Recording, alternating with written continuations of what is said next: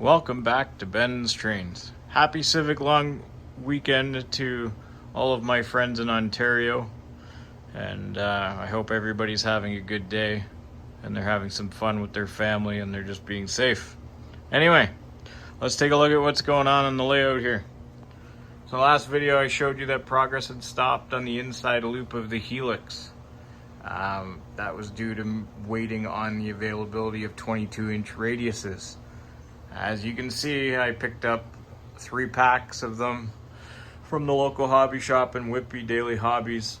Great place to go. I use them to pick up my monthly magazine subscription, and I use them to pick up track in the odd time and the odd rail car as well. These are becoming surprisingly more and more expensive as we go along. I think they're up to like $17 a piece per pack. But yeah, that's just the way everything in life is going right now. It's going up in price.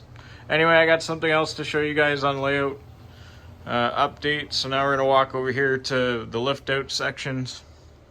As you can see, I've installed the hinges that I picked up in the last video. And yeah, half of the lift out section actually swings into the layout now, so you can get into it. Both of these swing. Both of these are held in place with a single bolt when you're not using them, and then they go across the layout. And then the last section is just in too much of an awkward spot, so you'll have to lift them in and out. I am toying with the idea of making the top one fold on top and then roll away, and then I'm not sure what I'm going to do with the bottom one yet. Maybe it'll fold underneath and then they'll just fold away. Anyway, we'll get there when we get there, but right now, as you can see, it's resting on the cleat on the wall, and it swings open like this and allows me to get into the storage room, and we'll go from there. Let's move on to the mail call. So this is from Kingston Locomotive Works. I've ordered from him before. A couple weeks ago, a good friend of mine let me know that he was having an online auction on eBay, where I also found the rest of his store on eBay as well. So anyway, thank you for not using packing peanuts. They are a pain in the butt. They get everywhere. I've got 2 dogs. They eat them. Not very good for the dogs. Anyway, let's see what I got here. So buy packing. So we picked up a couple items to make the shipping worthwhile here for this. For the auction unit. So anyway, the first thing I got was some window dressings. And these are the industrial ones. So I'm going to try putting some of them in this building here, in some of the larger windows. It makes it look like that some of the glass is missing, some of the glass is miscolored.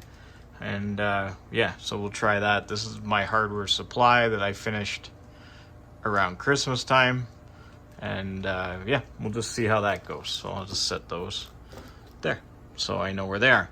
Anyway, yeah, so let's go back to the box here. So I picked up the solderless connectors for my tortoise switch machines. The new Atlas signals that I'll show you guys in a few minutes when we head upstairs to the desk, which was another mail call that I didn't show you guys. Anyway, you can use 2 of the terminals to change your signals back and forth when you switch the switch. So we're going to have one down here on the bottom governing the approach to the helix, and we're going to have one on the top governing the approach to the helix. The reason why I need these is because I like to run large trains with large locomotives, and they work better on the outside 24-inch radius than they do the 22. And should I need them to go down the 24, I can hold the train at the bottom, and yeah, we can go from there. So anyway, so pick these up. Here's the auction item. Uh-oh, I got another one. Got this for $35 in the auction. Not bad, considering the Atlas versions are going for anywhere between $55 and $65 now. So, but hey, it is what it is. Everything's going up. So here's your information. CP, Pac-Man scheme.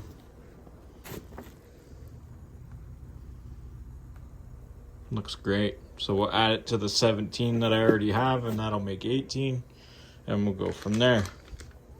So I hope everybody, once again, I hope everybody's having a great weekend, and the sun's out, so if you're not sitting on the deck, you should be. So stay tuned, and I'll meet you back upstairs at the desk. All right, guys, welcome back to the desk. We're up here in my desk. Anyway, always watching train videos in the background. As you can see there, that's my eBay page. There's 25 listings that are set to go up at some point. Anyway, this came in a few weeks ago, well, probably about a month ago from Otter Valley Trains. It's the new Atlas signaling system. So anyway, so we got the starter set, because then you get everything you need to get, and it gives you an older style signal, but it's a great way to try before you try one of these two. So I'll need to get another signaling board at some point, and I'll need to get the cable that connects to that signaling board. But I wanted to get the signals because they were in a decent thing. And I also got a do-it-yourself signal as well, or signal cable as well, so you can hook up an older style cable or signal, because I do have a couple Oregon signals lying around, and I would like to try and hook one of them up to the system as well. Anyway, so we're going to use the starter set. We're going to set up a piece of track with some switches on one side, and then we're going to try it and just make sure everything works with the tortoise switch machine. And then I'll commit to putting it on the layout. But anyway, so we got the signals, the starter set. We got a single left-hand hooded modern signal, and then we got a right-handed one. I wasn't sure which way I was going to need, so I just ordered both. And then we have the interlock, which makes this makes it talk to the tortoise switch machine. And you can hook, I think, last I checked, I think you can hook like 2 signals if I might be wrong. I'd have to look at my book again. But anyway, I printed out all the literature for it. So anyway, these came in from Otter Valley. They seem to be the only place stocking a lot of these right now. Anyway, so that's that. As you can see, there are 25 listings set to go up shortly. I haven't finished fine-tuning it all yet. But other than that, that is what's going on here. And last time I showed you these. So these are what these scrap loads look like outside of the what these gondola loads look like outside. So I'm going to paint them up and weather them up and do everything that I need to do with them, and then yeah, I'll make them look nice, and then I'll put them in a set of gondolas, and they'll be traveling around my layout. I started priming and painting one of the bulldozers. So yellow is a very hard color to get to cover, so it's going to take several coats. And yeah, we'll go from there. So that's one of the 3D printed ones. This is the car. I've primed it so far and then painted the tire black, but it'll get dirtied up in a little bit. Other than that, that's pretty much it for August's layout update and what came in on the desk. We'll talk to you soon, guys. Stay tuned for more layout update and layout or updates from the channel. Thanks, guys. Bye.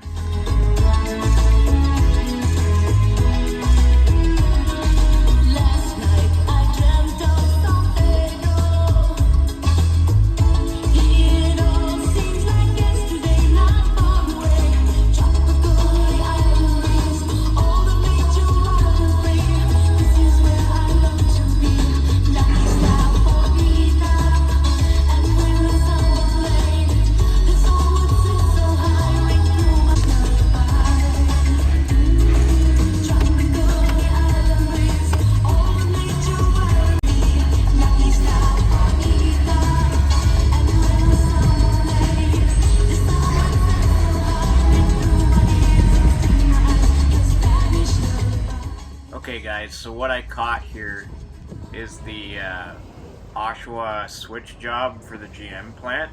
So this is the last part of the movie here. The phone kept shutting off on me while I was doing this. So anyway, just watching it cross the road into the loading yard on the right. Looks like the Genesing and Wyoming is in charge, and these are CP tracks.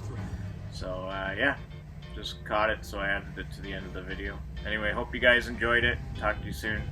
Bye.